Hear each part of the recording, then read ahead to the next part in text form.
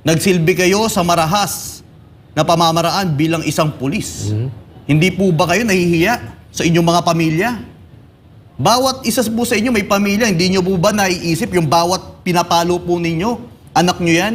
Bata? Anak nyong babae yan? Pinagpapalo ninyo? Hindi nyo po ba naiisip yun? Pulis po kayo.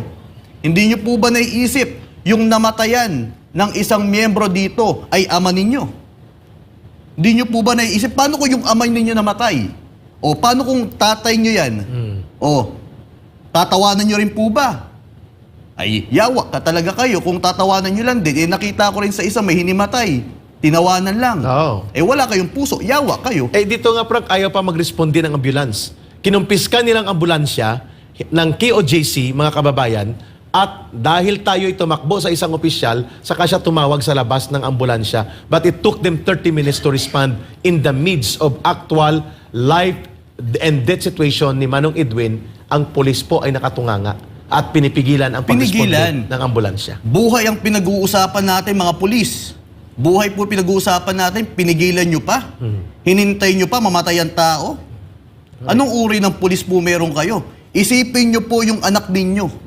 Yun na lang po. Ako kasi naisip ko, bawat gagawa ko ng hakbang sa aking kapwa, isipin ko, kapatid kong babae ito eh.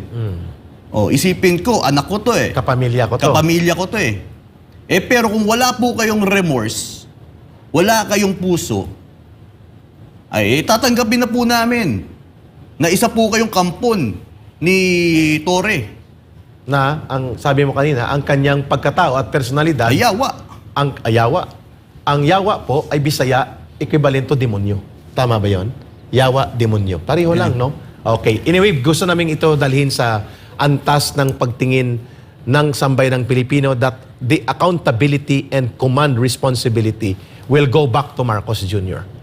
All of this, the blood and life and the injuries and the pain being suffered right now at injuries na nag-create sa buhay ng mga sibilyan na mamamayang Pilipino, ng mga Kingdom of Jesus Christ members, at pati na po sa pagwasak ng kanilang pribadong pagmamayaring place of worship, faith sanctuary, school buildings nila, at lahat ng ito, ang pananagutan, una sa lahat kay Marcos bilang presidente, at ang pangalawa, kay Abalos, kay Marbil, at kina Torre.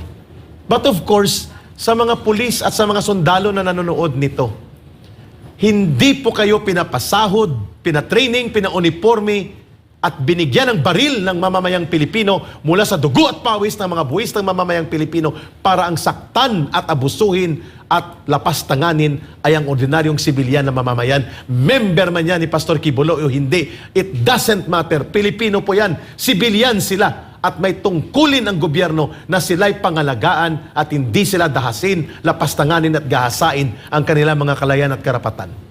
Tapos yun nga ka, Eric, yan na, meron na mga balita talaga na magpapadala ng higit pa sa isang batalyon ang NCRPO dito dahil may mga nagme-message na rin sa kanilang mga asawa na madidestino daw ang kanilang asawa 3 to 5 days dito sa KOJC compound. Ito po, pinapaalam na po namin sa taong bayan. Hindi pa kasamang SMNI compound. Pero impormasyon lang to. Pero tignan na. Lagi naman ganito kung gyari before. Ka Eric sabi natin haka-haka, 2 batalyon. Hindi pala 2 batalyon yung haka-haka. Totoong haka-haka. Isang regiment. Dahil 3,000. Pag 3,000, halos isang isang division. Isang division. Isipin mo, isang libo, isang brigade. Actually, minsan nga sa isang division, di ko alam. Mga 1,000 lang. 1,000 lang. Kasi ang isang batalyon, 300 to 400. Ang strength, hanggang 500. So, ang isang brigade, mga 1,000. So, pag 3,000, isang division. Sa army. Sa formation ng army. So, isang division yun, ha? Pag division yan sa army, ang sakop mo yan, region. Halimbawa, 3rd Infantry Division, ang sakop mo, buong Panay Island, Negros, Cebu, Bohol. Kaya isa itong malaking kahibangan sa isang taong hindi pa po akusado lang. Akusado lang po. Gagamitin nyo higit sa 3,000 na. Gaano karami pa? Kung ginamit nyo po yan para hanapin ng mga ano ba itong tawag na to? Yung mga yawang nagkalat dyan sa Maynila. May message ka para sa iyo, Brother Franco, sa isang special na announcement bago ang ating pag-take ng break. Pero susundan ko po ang punto ni Brother Franco. Ang sabi po ng sambayanang Pilipino, malala na ang nagaganap sa kabaliwan ni Marcos Jr. Hindi na po nasa hustong kabaitan at wisyo o ng pag-iisip ang gobyernong ito. Only a madman Yes. ruling in the office of the president can take this kind of brutality, abuses and attacks against his own people, lalo na mga sibilyan at kabataan at kababayan Kaya na Rick, dadamay. may papakita tayong video sa totoong sinasapit ng bawat miyembro ng Kingdom of Jesus Christ. Ito po yung totoong nangyayari. May namatayan na. At yan po, if we can play. Lagyan ng ambience. Okay, mayroon bang report ito? Yan. Ito po ka, Eric. Ito po, malamang ang kanyang anak. Okay. At yan ang kanyang ama. Si Manong Edwin ito. Yeah, si Manong Edwin. Tapos ito pamilya niya. Oo. Okay. Yan ang... Ito pong unang biktima, casualty na dinideny ni Torre. At ni Marbil at ni Abalos. So,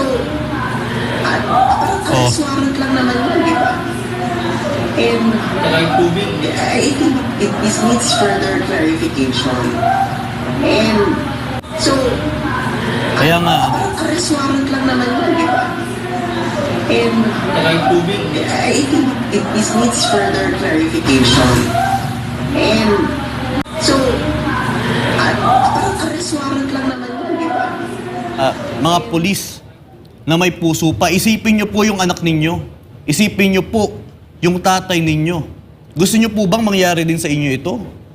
Paano po kung kayo yung dumaranas ng ganyang kasakit na mawalan na mahal sa buhay? Tatawanan ninyo?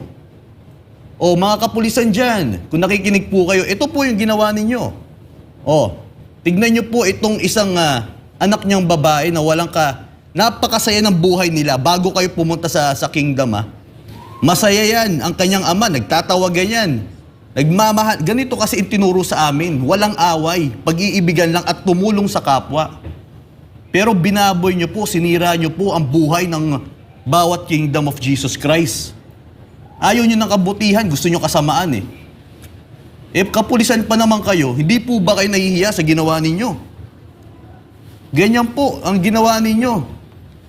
Nawalan po ng ama ang isang miyembro po sa amin dahil po sa kasamaan na ginagawa ninyo. Yan po yung utos ni Torre, yan po yung susundin ninyo. Mahiya naman po kayo sa inyong mga anak.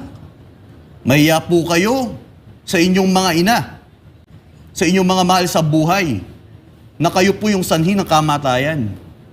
Kaya kung mayroon pang pulis dyan, na may natitira pang pag-ibig o puso man lang kahit babae, ay manindigan naman po kayo dahil hindi po yan, it's not a matter of profession. It is not a matter of profession, it's a matter of dignity. Kung pera lang pag-uusapan, mawawalan ako ng sweldo. Ay, napakawalang kwentang pulis ka pala. Magbitiw na kayo sa pwesto ninyo kung ganyang organisasyon ang pinupasukan ninyo. Dahil hindi matatapos kung pare-pareho kayong magiging yawa, pare-pareho na kayong yawa dyan. Kung hindi kayo maninindigan sa tama at susundin nyo ang yawa, yawa na kay tanan. Ayaw nyo ng kabutihan, gusto nyo kasamaan, ang tawag ko sa inyo, yawa. Oh, ganyan gusto mong gawin sa ano? Kung mawalan kaya kayo, isa-isa kayo na mawalan na mahal sa buhay. Torre, mawalan ka rin ng anak. Mamatayan ka ng anak, mamatayan ka. Gusto mo ng ganon? Siyempre hindi. Kahit kami, ayaw namin na may namamatay. Sino ba naman may gusto nun? Yawa lang. Ba't yun naman kami tinatawanan? Sinabi namin sa'yo, Torre, may namatay. Tinalikuran mo lang. Sabi mo pa, hindi totoo. Anong uri kayo ng tao? Frank, I know we can go on with unending narratives of condemnation. Walang makakapigil po sa daloy at buhos ng emosyon ng bawat miyembro, kahit hindi pa miyembro at kapanalig ng Kingdom of Jesus Christ kagaya namin.